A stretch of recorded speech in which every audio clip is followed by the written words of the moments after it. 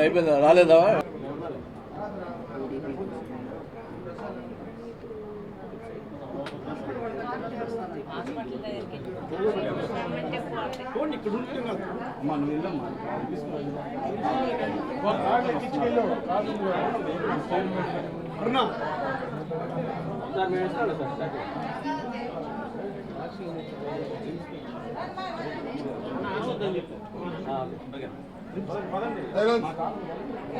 ఈరోజు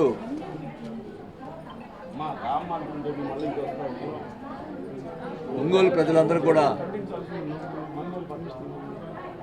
రాష్ట్ర ప్రజలు కూడా తెలియాల్సిన అవసరం ఉంది. గతంలో ఇదే ఎలక్షన్స్ ముందల కమ్మపాలెంకి ప్రచార నిమిత్తం పోతే అప్పుడు అధికారంలో తెలుగుదేశం పార్టీ ఉంది.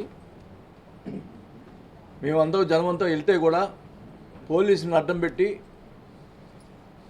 ప్రచారానికి రాకుండా అడ్డం పెట్టి మా మీద కేసులు పెట్టారు. ఆ రోజు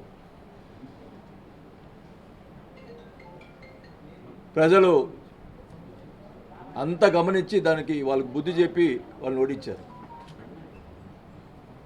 మేము అధికారం వచ్చాం, 5 సంవత్సరాలు అధికారంలో ఉన్నాం. నాకు ఆ రోజు జరిగినటువంటి పరిస్థితిలో నేను ఎవ్వరి మీద ఆ సామాజిక వర్గానికి సంబంధించి, కమ్మ సామాజిక వర్గానికి సంబంధించి ఒక్క మనిషి మీద కూడా ఎక్కడ ఎవ్వరికి ఇబ్బంది పెట్టలే. వాళ్ళు తెలుగుదేశం పార్టీ వాళ్ళు వచ్చి ఆ సామాజిక వర్గం వచ్చి పనులు అడిగినా కూడా చేసి పెట్టా. ఇది వాళ్ళు ఆ సామాజిక వర్గం చెప్పమనండి. ఎవరు నన్ను ఇబ్బంది పెట్టానో ఒక్కరిని చూపిమనండి. ఒకరంటే ఒకరన్నా. సరే అయిపోయింది, 5 సంవత్సరాలు అయిపోయింది. మేము ఎక్కడ కూడా గొడవలు లేకుండా 5 సంవత్సరాల్లో ఎక్కడా లేకుండా చేసాం. ఈరోజు మళ్ళీ ఎలక్షన్స్ వచ్చినాయి. మళ్ళా వైసీపీ గెలుస్తుంది అని చెప్పి గొడవలకు దిగేదానికి ప్రయత్నం చేశారు. ఈరోజు మా కోడలు,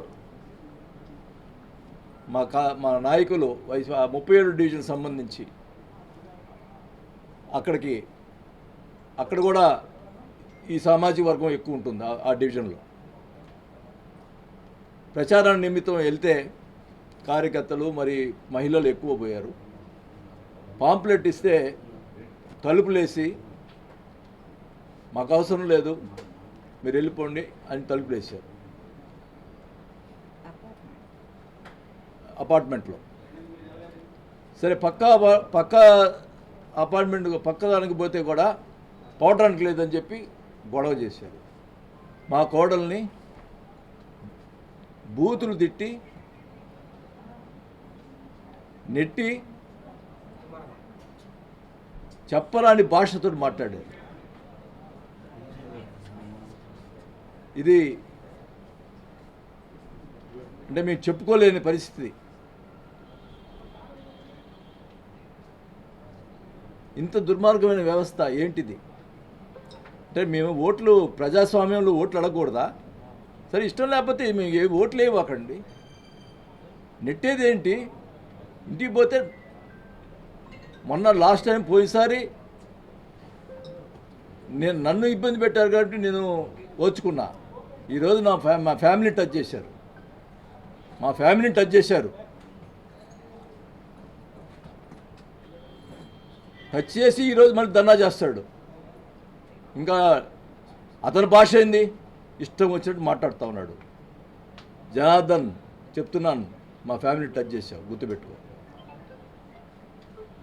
ఇది నీకు మంచి పద్ధతి కాదు. మేము చూస్తూ ఊరుకుంటాం అనుకుంటున్నావా? ఎంతవరకు మన సీఎం గారు అన్నారు సౌమ్యుడు అని. సౌమ్యుడు అన్న మాత్రాన ఫ్యామిలీ టచ్ చేస్తే ఇంకా ఎంతవరకు? అంటే మేము చేతకాని వాళ్ళనా? ఫ్యామిలీని టచ్ చేశారు ఈరోజు మా ఫ్యామిలీని. 5 సార్లు ఎమ్మెల్యే ఉన్నటువంటి నా ఫ్యామిలీని టచ్ చేశారు. ఏం చెప్పాలా?